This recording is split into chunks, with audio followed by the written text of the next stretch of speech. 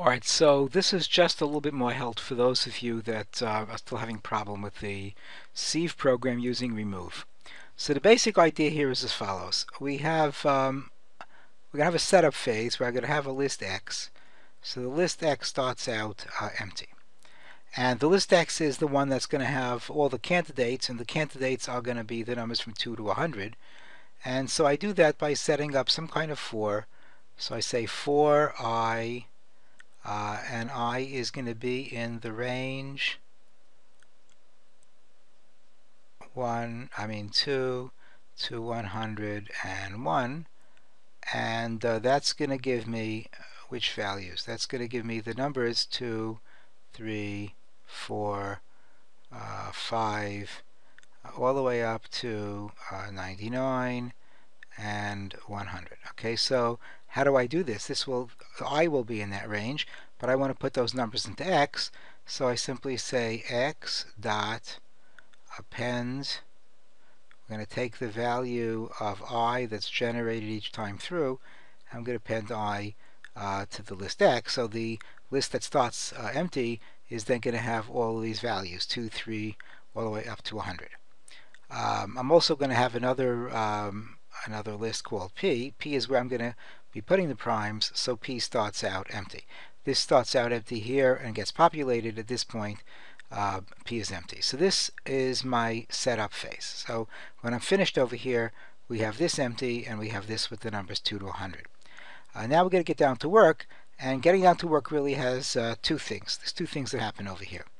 We're going to be going through a large loop, and what the loop is going to do is going to be taking off a prime.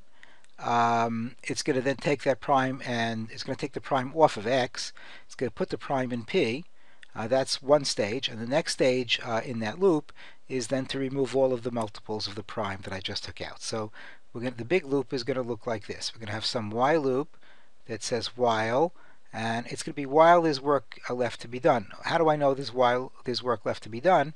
Well, as long as X still has some numbers in it, so I'm going to look at the length of X, and as long as the length of X is greater than 0, so that means I haven't removed everything from X, and so there's still stuff there.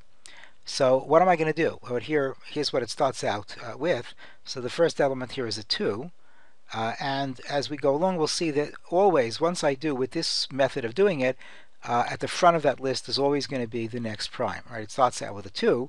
So what I'm going to do is I'm going to take the prime I find and put it in some variable k. So I'm going to say this k is equal to the value that's currently at the head of the non-empty list, because I wouldn't be in the loop if the length of X is not greater than 0. So how do I take off the head of the list? Well, the list is called X, and there's a couple of ways to do this. I could do a remove, but I can also do the pop function. Now we know that the pop function will take off by default, take the last element of the list, but I can also put the index in the list that I want to take out. And if I want to take out the first of the list, that's going to be the 0th element. So I can say x.pop0 and store that in k. So what's going to happen is this 2 is going to be pulled off the list X, and it's going to be stored into this, be associated with the variable k. So now I have the next prime. What do I want to do with this prime? So the prime is going to be stored, it's going to be appended to the list P. Initially, of course, P is 0. Take that first prime and append it to the list.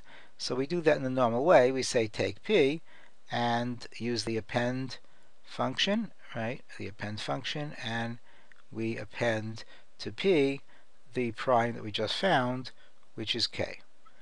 Okay, so now P, which started out empty, now P is equal to 2. Right now that's what P has. P is now equal to 2. So what happens now? So this is the first stage. The first stage is to find the prime and append it to P. What's going to be stage 2? So stage 2 is now remove all of the multiples of P. And so that's going to be in a while loop, right? So how do I do this? So what I'm going to do is I'm going to set up some variable I, and I'm going to start that variable I at 2, right? So I is going to be equal to 2, and I do this outside of the loop. And I'm going to go through and take I times k, so that's going to be 2 times the prime, and then 3 times the prime, and 4 times the prime, as long as I don't go out of range in my list, right? So the list goes over. You have to make sure I don't go past 100 in this case. So I do that by saying while what? While the multiple that I'm looking for is within the appropriate range. What's the multiple? Well, the multiple is going to be p, the prime I'm working with, times the current value of I. So while this is the multiple is going to be in the appropriate range, in this case, while the multiple is going to be less than or equal to 100, because that's the appropriate range over here. So what I'm going to do is I'm going to be removing the prime p times I. Now, it's not a prime, it's the multiple, I'm sorry. So this p times I, it could either be there or not there, right? I could have taken it off on a previous iteration through the loop. So I don't want to remove it unless it's there. So I want to test if it's there. So if p is still in the list, right? If p is still in list X, right? I have to test that, right? If p is still in list X, then I want to remove p. I'm sorry, not if p, that's wrong. Not if p is in the list. If I times p, right? If I times p, right? If I times p is still in the list, then remove I times p from the list X, right? I times p from the list X. But if I p is not on the list, right, you've taken it out already, so you don't want to remove or else you're going to get an error message. So that's the first thing, right? The first thing is to see if it's in the list, and if it's in the list, remove it. And then what? And then what we want to do is we want to say, we want to add 1 to I, so I is equal to I plus 1, right? So because the first time we want to take 2 times the prime, and then 3 times the prime, and 4 times the prime, and so on. But we want to do it only as long as the value we're generating here for p times I is in the list. That is basically the program.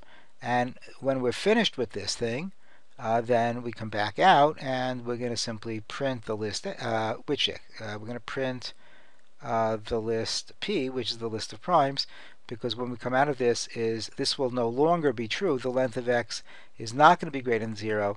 We found all of the primes. We've deleted all of the primes and all the multiples. At that point, p is going to have the primes that we found. And that's the way to do it.